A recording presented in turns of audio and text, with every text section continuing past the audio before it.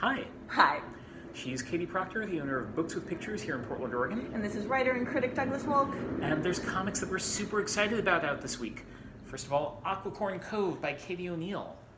So Katie O'Neill you may know from her first book, Princess Ever After, about two princesses who fall in love, or her second book, The Tea Dragon Society, which won all the awards last year, about tea dragons that grow tea out of their heads. They're rare and sweet. This is her third book, also from Oni Press, and it is called Aquicorn Cove.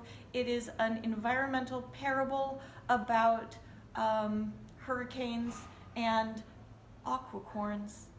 Which are, of course, unicorn people, fish beings that live under the sea and want only for their coral reefs and way of life to be protected. It's so pretty, so pretty. So it's very cute. It's very queer. It is definitely for children. I would say target audience like 8 to 12. Your 5-year-old will also love it.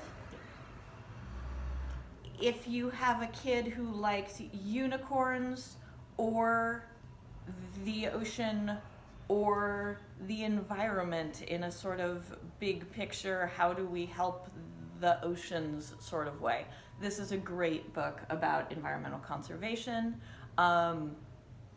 There is also an incredibly sweet love story in it that's very much told at a kid-appropriate level, but just there's a lot will of subtext. tug your heartstrings. What else to say? It's really pretty, it's really sweet. There's a lot of smart psychological complexity that maybe older readers will get more than younger readers, but it's not going to bother younger readers. It's very, very sweet. Oh, and it's a grief book. It's also worth mentioning. There's parental loss, and it's just lovely. Aquicorn Cove. Katie O'Neill. Katie O'Neill. The other exciting new thing today, first issue of Shuri. Shuri.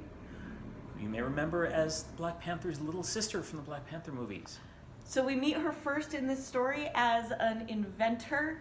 She is an inventor of things. She has made cool stuff. She makes some wings for herself. The wings don't totally work the way she wants them to, but they kind of work.